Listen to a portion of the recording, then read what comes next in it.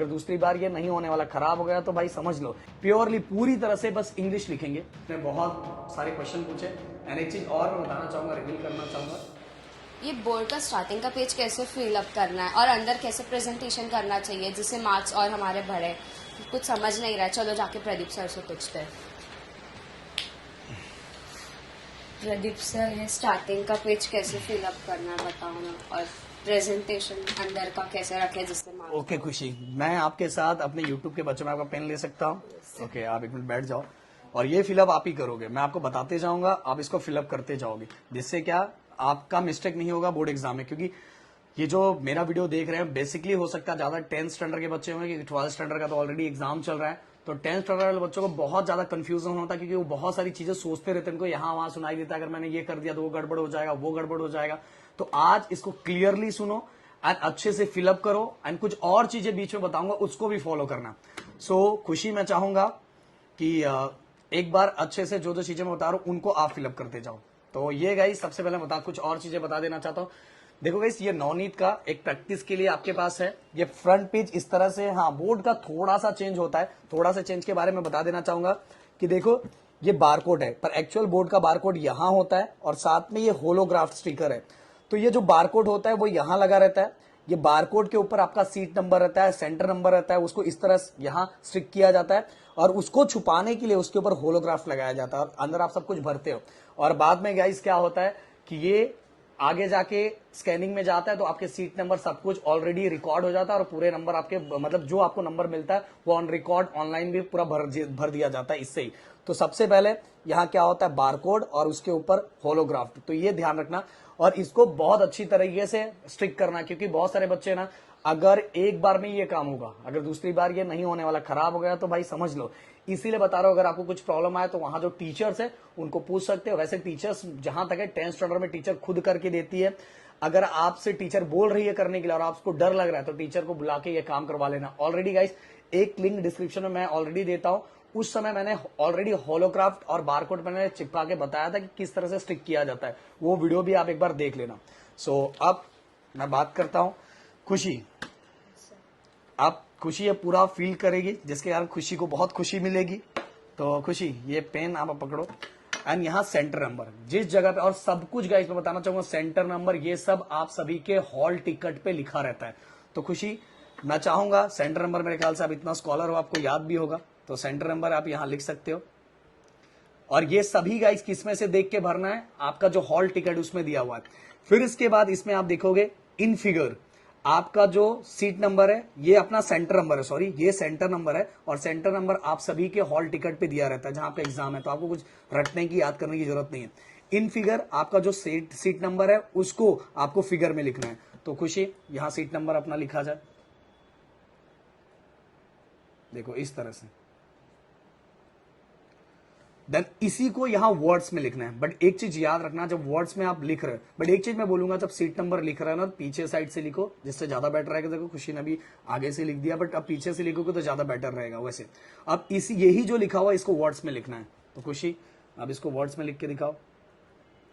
देखो खुशी ने एम लिखा, डैश लिखा, फिर एक एक को 2, देखो क्लियरली बहुत अच्छी तरीके से लिखा जा रहा है। 2,20,349, सॉरी 94 है इधर, मेरे को 49, 94। ओके ओके, बस एक चीज याद रखना, वहां का बॉक्स बड़ा रहता है, इसी बॉक्स के अंदर आना चाहिए, ये बात याद रखना, इसी बॉक्स के अंदर पूरा आना चाहिए। इसके बाद नीचे सिग्नेचर, देखो खुशी का सिग्नेचर, बैंक से आप पैसे निकाल सकते हो खुशी के। देन गाइस यहां सिग्नेचर मत करना, क्योंकि जो सुपरवाइजर रहेगा वो सिग्नेचर करेगा, आप खुद ये सिग्नेचर करने मत बैठ जाना। अब इसके बाद हम बात करते हैं कि क्वेश्चन सेट पर कोड तो अब होता नहीं है। आप सभी को बताना चाहूंगा, पहले कैसा होता था, पहले ए भी हमारे टाइम ऐसा आता था, सेट आता था। अब तो सेट आता नहीं है, तो इसके अंदर आपको कुछ करने की जरूरत नहीं है। आप डायरेक्ट यहाँ इस पे आ सकते हो, सब्जेक्ट पे। सब्जेक्ट में जैसे अगर मैं बात करूं कि आपका साइंस है, ओके साइंस है, साइंस 1 है, साइंस 2 है, इस तरह से लिख सकते हो। जैसे अभी यहाँ साइंस लिखो, यहाँ साइंस सब्जेक्ट मान लो आपका साइंस है, तो आपने साइंस लिखा। एंड साइंस के अंदर गाइस साइंस 1 और 2 दोनों होता, तो पेपर 1 यहां लिख सकते हो, क्योंकि अगर जैसे अलजेब्रा है तो अलजेब्रा लिखोगे, मतलब मैथ लिखोगे, मैथ लिख के यहाँ 1 लिखोगे, और अगर ज्योमेट्री है तो यहाँ मैथ लिख के क्या लिखोगे, 2 लिखोगे। या तो गाइज आप अलजेब्रा ज्योमेट्री लिख के यहाँ से लिखोगे तो भी चलेगा, बट अगर आप डायरेक्ट यहाँ मैथ लिख के 1 लिखते हो, देन इसके मैथ लिख के यहाँ 2 लिखोगे तो भी आपका क्लियर हो जाएगा। और आप सभी की चीजों आपको बताता हूँ, ये सभी चीजें आपके हॉल टिकट पे क्लियरली लिखा रहता है। इसके बाद अब मान लो साइंस 1 है तो यहाँ साइंस 1 लिख दो। फिर इसका डेट, आपको डेट लिखना है, जैसे 8 का डेट आप डाल दो। देखो डेट इसी तरीके से डालना है। अब लैंग्वेज ऑफ आंसर की बात मैं क्लियरली एक बार बताना चाहूंगा। देखो इंग्लिश मीडियम के बच्चे यहाँ प्योरली पूरी तरह से बस इंग्लिश लिखेंगे। देन इसके बाद जो हिंदी मीडियम के बच्चे हैं वो यहाँ हिंदी लिखेंगे। देन मराठी मीडियम के बच्चे मराठी लिखेंगे। बट जो सेमी इंग्लिश के बच्चे हैं, उनका जो सेमी इंग्लिश के बच्चे जिनका साइंस और मैथ इंग्लिश में होता है, वो साइंस और मैथ के लिए यहाँ इंग्लिश लिखेंगे। ये बातें याद रखना। और ये दोनों बच्चों को छोड़ के जिनका प्योरली हिंदी और मराठी है, वो हिंदी और मराठी लिखेंगे। फिर भी आपको कोई कंफ्यूजन हो रहा है तो आपके हॉल टिकट के अंदर लैंग्वेज ऑफ आंसर लिखा रहता है, और लैंग्वेज ऑफ आंसर देख के यहाँ लिख सकते हो। इसके बाद मान लो खुशी ने 10 सप्लीमेंट लिया, और यहाँ 10 सप्लीमेंट, यहाँ खुशी आप लिखोगे पहले 1, ये वाला पूरा 1 कंसिडर किया जाता है। 10 सप्लीमेंट आप और ले लो, इस पे 10 लिखो, तो 10 + 1 कितना हो गया, 11। ओके, तो ये हो गया हमारा 11। अब गाइस इसके अलावा मैं बताना चाहूंगा, इसके अलावा आपको कुछ करने की जरूरत नहीं है। बस याद रखना जो सर ने बताया, साइंस 1 साइंस 2 ऐसा लिखना है।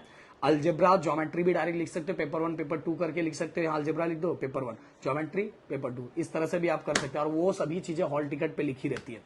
इसके बाद गाइस अब मैं अंदर की बात कर लेते हैं, क्योंकि खुशी को अंदर का भी टेंशन है। ओके, और लास्ट में एक चीज भी रिवील करने वाला हूं, रुके रहना, खुशी के बारे में एक चीज रिवील करने वाला हूं आज। सो गाइस देखो, मैं कैमरामैन को यहाँ बुलाना चाहूंगा, हमारे तने जी को। तने जी, तो यहाँ आप दिखाई दे रहे, ये ऑलरेडी एक लाइन दी है, तो आपको एक्स्ट्रा लाइन करने की जरूरत नहीं है। बहुत सारे बच्चे 10 लाइन ऐसे ड्रॉ करते रहते हैं, टाइम पास कुछ करना नहीं है पेपर में, तो वही सब करते रहते हैं। तो आप क्या करो, सिंपल ये लास्ट में जहां एकदम एंडिंग हो रहा है वहां ऐसा लाइन ले लो। वैसे बोर्ड में देखा जाए तो एकदम एंडिंग तक रहता है, तो वो करो या ना करो, पर एकदम जहां एंड हो रहा है वहां एक लाइन ड्रॉ कर दो। इस तरह से आप कर सकते हो। इसके बाद यहां आपने क्वेश्चन नंबर 1 डाला। क्वेश्चन नंबर 1 के बाद आपका ए के अंदर मान लो आपका क्वेश्चन नंबर 1 में ए है, और इसके अंदर भी ए दिया हुआ है, और इसके अंदर 1 2 3 ऐसा किया हो तो आप ऐसे लिख सकते हो। या तो ABC, ए के बाद डायरेक्ट ABC है तो आप ऐसा लिख सकते हो, डायरेक्ट ऐसा, इस तरह से खुशी। और फिर इसके बाद मान लो क्वेश्चन नंबर 1 में ए के क्वेश्चन है, तो आप क्या करो, अच्छे से इस तरह से, ये थोड़ा अच्छा दिखेगा। फिर ये बी का खत्म हो गया, ऐसा लाइन ड्रॉ कर दो। अब मान लो क्वेश्चन नंबर, जनरली आप सब बच्चों को तो ये, आप लोगों को तो ये पता ही होगा कि क्वेश्चन नंबर 1 अगर मान लो पूरा CDE सेक्शन यहां तक खत्म हो गया, तो आपको यहाँ क्या करना है, डबल लाइन ड्रॉ कर देना है। पर ये सभी कलाकारी लास्ट में करना है, क्योंकि आप स्टार्टिंग में करने के चक्कर में पढ़ोगे, पता चला आपका पेपर छूट गया। ये सभी कलाकारी आपको लास्ट में करना है। क्वेश्चन नंबर 1 के सब क्वेश्चन खत्म हो गए तो आपको क्या करना है,